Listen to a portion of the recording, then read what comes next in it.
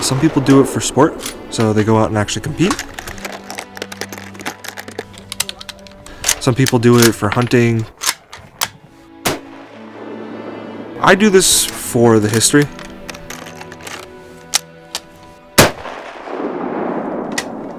I keep coming back because I get to use pieces of history, the smell, the noise. It's nice to see that something like this was built to last and is still working. What me and my friend kind of say is we wish these things could talk. We wish we could hear some of the stories that they could tell.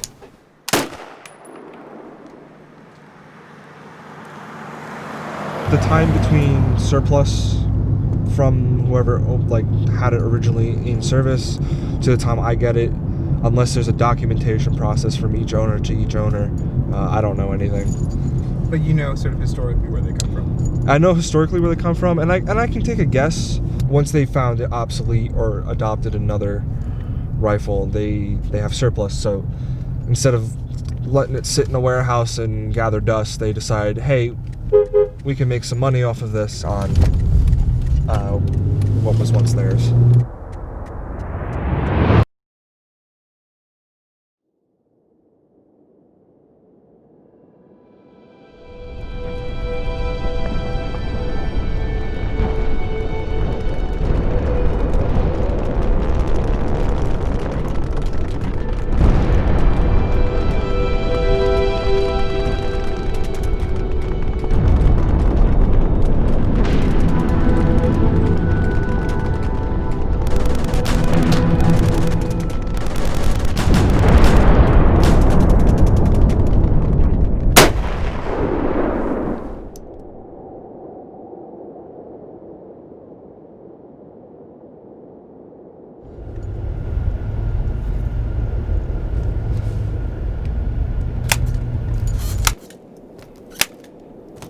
I first became a history nerd, not in general with firearms, but at a young age, very interested in it. It's something I've always excelled at in school and stuff like that. I think I slept through the majority of my history classes in high school and passed with all A's, just because I knew and did a lot of that research in my free time anyway. Some people tell me they hold a gun and they get bad juju off of it. Definitely the case with some rifles, but I've never felt like something like this is haunted, but it definitely stays in my mind that it was something, you don't want to repeat. The best you can do is have things around like this to remind you of it. This one was manufactured in 1930. From what I know, it was most likely used in the war, because what wasn't at the time.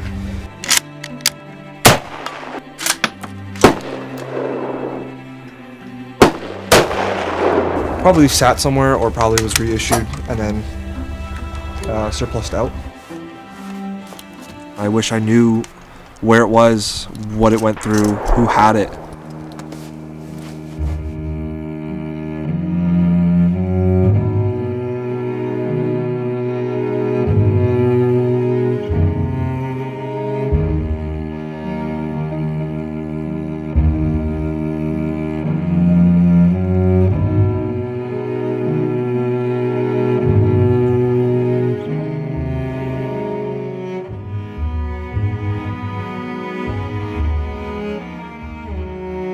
I don't see things like this being related to collector's edition or collector's items now as a bad thing. It doesn't bother me, but it bothers me when you start glorifying some of the things behind it.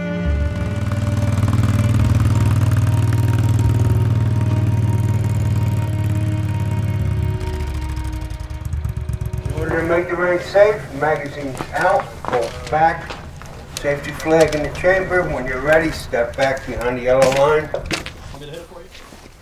Is everyone on my left ready to go cold? Ready on the right?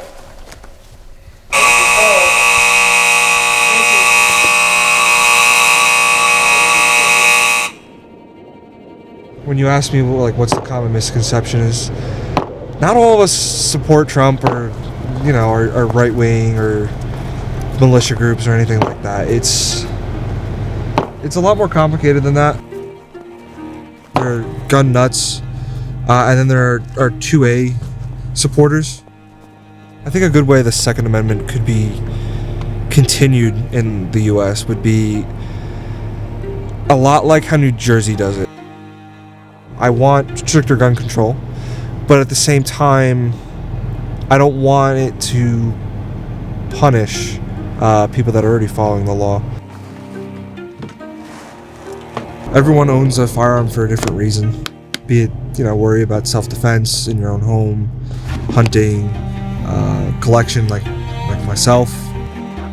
I do have an interest in modern firearms, but I'm more interested in the 100-year-old rifles, the 60-year-old rifles, the obscure rifles.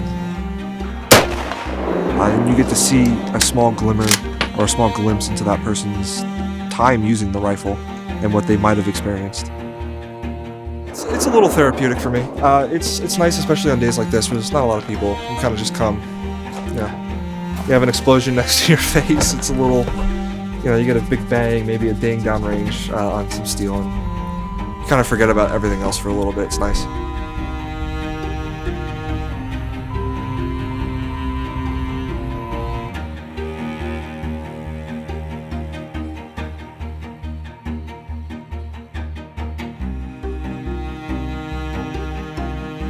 Iron ear protection on. Ready on my left to go hot. Ready on the right. Range is hot.